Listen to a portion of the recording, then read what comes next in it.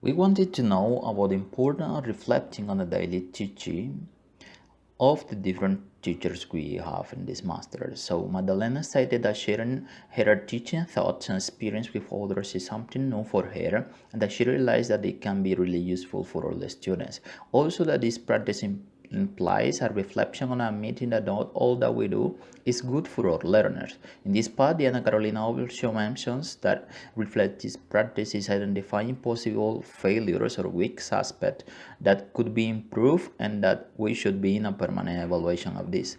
On the other hand, Oscar Mauricio touched the fact that reflection is free and may help our students, but many teachers are not prompt to go along this way, as many of them fake it and they stay in an old-fashioned teaching that doesn't follow the path of those ones who are willing to do so no matter the flaws.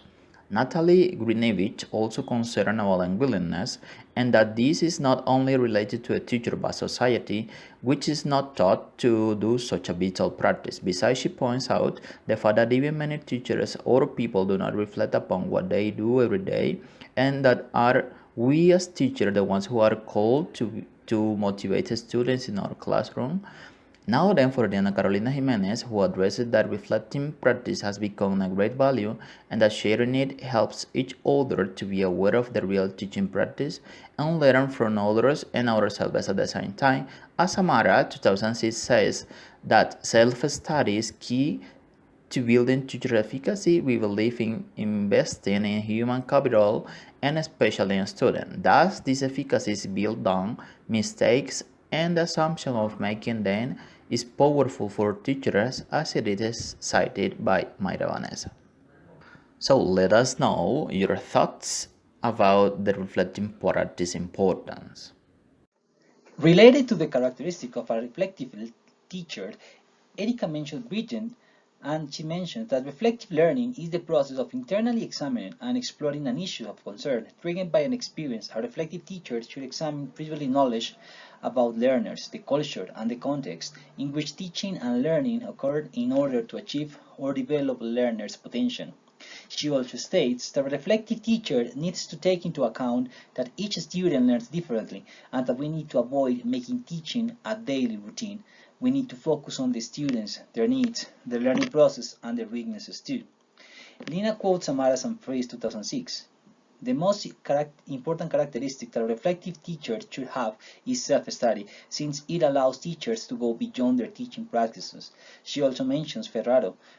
Reflective teachers challenge existing theory in their own established views.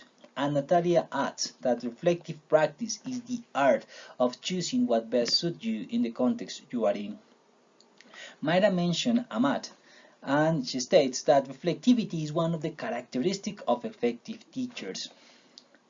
Giovanni mentions that reflective teachers are the ones who develop an inquisitive mind and goes beyond the circumstances that surround them, and it implies teaching awareness and performance self-assessment. Leonardo makes us think about what conditions for learners do we create within our own classrooms, and what differences does that make in my students' learning. Laura mentioned that reflective teachers need to be searching for reflection and dialogue about their practice to comprehend it better and deeper. Lorena says that reflective teachers should be aware of their teaching context and their students' background and care about the students' learning process. Diana quote Ferraro. Reflective practice is a beneficial process that allows teachers to have a deeper understanding of their teaching style, effectiveness of their practice and attitudes, and critical dimension of professional development. Finally, Angela says that some important aspects of being a reflective teacher come from the process of self-study, with characteristics such as teacher's inquiry, reflection, action research, and collaborative reflection work. Now, some relevant questions from the forum. What is the next step now that we are aware of what a reflective teacher is? How prepared are we as English language teachers to accept our mistakes and assess our practice critically? As reflection is a never-ending personal endeavor, how often should we do this? Some teachers hear and learn from others' experience, but do not talk about their own teaching practices to avoid criticism. How would you encourage these teachers to talk with others about their teaching experience without feeling feared of being judged? Which kind of action have we taken to improve a specific situation in our teaching learning environment? Finally, how reflective teaching through self-study could change learning and teaching motivation and can guarantee effective teaching. Bringing up ideas about becoming reflective practitioners, our colleagues touched base some aspects that jeopardize teachers' performance and that somehow discourage these professionals to reflect on their practices and take action. So, if teachers had a magic wand, they would change the students' lack of motivation to learn English, the role of some parents and their negative impact in the students' educational process, teachers' tendency to forget the human aspect on their teaching, teachers' lack of commitment or interest for reflecting on their teaching practice. All teachers in the forum agreed with the fact that thinking about the practices takes place at the moment to be teaching or right after class is over, and also agreed with the fact that this thinking process takes place when is experienced or acknowledged a negative or a high impact on the learner's performance. Beyond thinking process, plans for improvement might not even be considered to take place as because exist circumstances that make teachers to assume teaching as a steady and monotonous experience with predictable outcomes, mostly not encouraging but disappointing.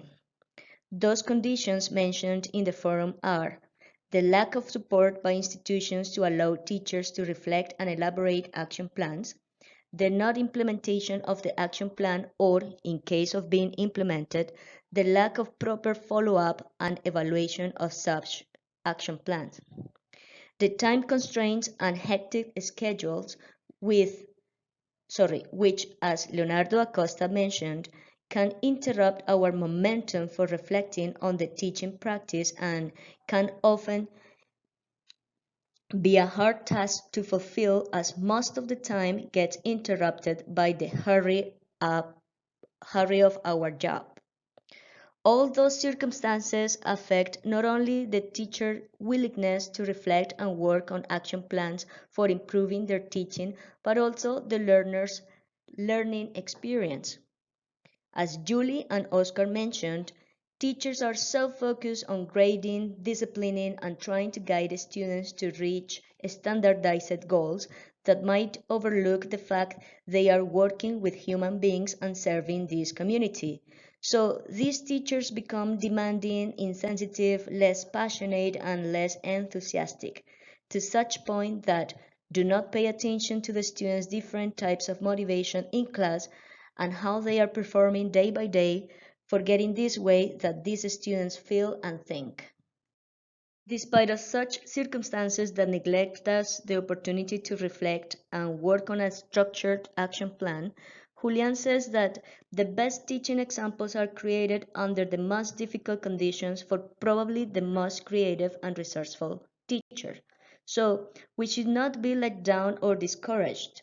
Leonardo de Waal claims that reflective practice is based on the notion that no class is perfect and there is always room for improvement. It then requires going through a never-ending cyclical process of improving processes to produce better outcomes. Gabriel adds that to become a reflective practitioner, it is necessary to take the initiative to stop and reflect about what is going on around you, so you will have the possibility to make some variations and positive changes to improve what you are looking at. Such initiatives are linked to some changes. Natalia says we should start by accepting that all people are different, all of us pay attention at different things, notice details in a different manner. So you should be open to peer opinion, as this can help you to realize some moments you have never been noticing, or pay attention to what students comment. Oscar says, students are continually observing you and they also have many ideas on how your classes could change and improve. Julie adds, a reflective practitioner needs to consider that the knowledge is in constant movement. It changes, it is not static, so a reflective practitioner needs to keep up to date. Even though teachers feel powerless and struggle to implement mandates that did not consider their opinions, as Biederman in 2006, it is the teacher's duty and responsibility to move the gears of change.